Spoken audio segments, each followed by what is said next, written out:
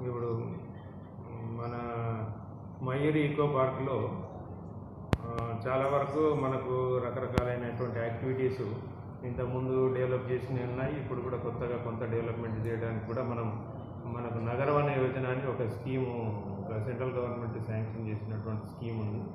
So దీంట్లో మన పార్కుకు ఒక మంచి పేరు వచ్చింది. మన పార్కు మెయింటెనెన్స్లో కానీ నీట్నెస్లో కానీ ఇవన్నీ కూడా విజిటర్స్ సందర్శకుల యొక్క ఫీడ్బ్యాక్ వల్ల. సో దీన్ని దృష్టిలో పెట్టుకొని మనకు సెంట్రల్ గవర్నమెంట్ నుంచి ఇచ్చినటువంటి స్కీము దీంట్లో రకరకాల ఇప్పుడు చిల్డ్రన్ యాక్టివిటీస్ ఉన్నాయి, children play activities.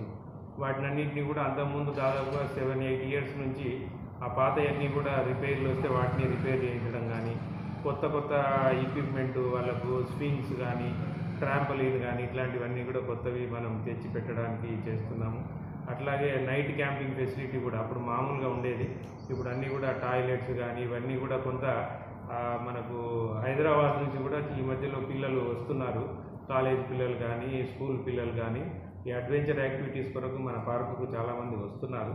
So adventure యాక్టివిటీస్లో ముఖ్యంగా జిప్ లైన్, జిప్ సైక్లింగ్ ఇట్లాంటివి కూడా ఉన్నాయి. కొంత రిపేర్స్ ఉంటే అవి కూడా చేయించుకున్నాము. నైట్ క్యాంపింగ్ కూడా ఇంతకుముందు చిన్నగా ఉండేది, ఇప్పుడు దాన్ని కొద్దిగా ఎక్స్పాన్షన్ చేసి నైట్ క్యాంపింగ్ ఫెసిలిటీ కూడా పెంచుతున్నాము. అట్లనే మనకు ట్రెక్కింగ్ చేయడానికి ట్రెక్కింగ్ రూట్ భయన్నగుట్ట అని ఒక గుట్ట ఉన్నది. ఆ గుట్ట మీద కూడా క్యాంపింగ్ ఫెసిలిటీ నైట్ ఉండడానికి కూడా ఒక ఏర్పాటు చేయడానికి ప్రయత్నం చేస్తున్నాం. అదేవిధంగా ముఖ్యంగా ఏంటంటే ఈ అడ్వెంచర్ యాక్టివిటీస్ ట్రెక్కింగ్ కానీ, తర్వాత ఇది ఏమంటాము అది ఇట్లాంటివన్నీ కూడా మనము ఈ అడ్వెంచర్ యాక్టివిటీస్ పెద్ద ఎత్తున చేస్తున్నాం. అదే కాకుండా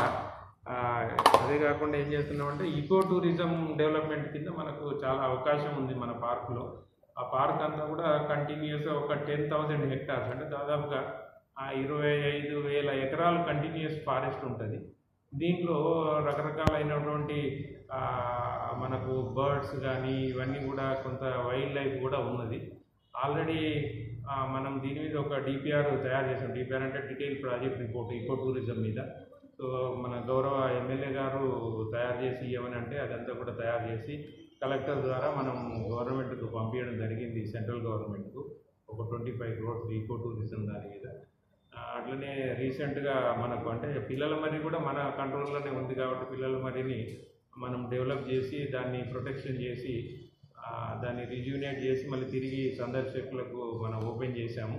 సో మన ఆనరబుల్ మినిస్టర్ గారు ఇదే కాకుండా మనకు జంగల్ సఫారీ కూడా మనము స్టార్ట్ చేశాము. మనకు 2 సఫారీ వెహికల్స్ ఉన్నాయి. ఇవి లోపల ఒకటి గోల్బంగ్లా అని వాచ్ టవర్ ఒకటి కట్టాము. అక్కడ నుంచి చూసినట్టయితే మనకు మంచి వ్యూ పాయింట్ అది. సో సందర్శకులను దాదాపుగా 7 kilometers లోపల ఉంటుంది ఇది మన పార్కు నుంచి. సో ఈ జంగల్ సఫారీ వెహికల్స్ రెగ్యులర్గా వీకెండ్స్ అయితే చాలామంది సందర్శకులు లోపలికి వెళ్తున్నారు. సో చాలామంది కూడా వాళ్ళు చాలా సంతోషపడుతున్నారు ఇట్లాంటిది. సో దీన్ని ఇంకా అభివృద్ధి చేయడానికి అక్కడ నుంచి మైసమ్మ టెంపుల్ వెళ్ళడానికి కూడా మనకు అదే వే ఉన్నది. జంగల్ సఫారీ అక్కడి వరకు వెళ్తుంది. అదే కాకుండా లోపల నుంచి ఉదండాపూర్ రిజర్వాయర్కు వెళ్ళి కూడా ఆ రిజర్వాయర్ అంతా చూసుకోవడానికి కూడా ఒక వే ఉన్నది. దాన్ని కూడా డెవలప్ చేస్తున్నాం సఫారీకి. అట్లనే ఆ గోల్బంగ్లా నుంచి పిల్లల మరికి రావడానికి కూడా మనకు లోపల వే ఉన్నది. ట్రయల్స్ అంటాం ఇవన్నీ కూడా. ఆ ట్రయల్స్ అన్ని డెవలప్ చేసి జంగల్ సఫారీ అన్ని ప్లేస్లలో నడపడానికి ఫ్యూచర్లో సందర్శకులందరినీ తీసుకెళ్ళి ఒక్కొక్క రూటులో ఒక్కొక్క వెహికల్ నడిచేటట్టుగా మనం ఏర్పాట్లు చేస్తున్నాం.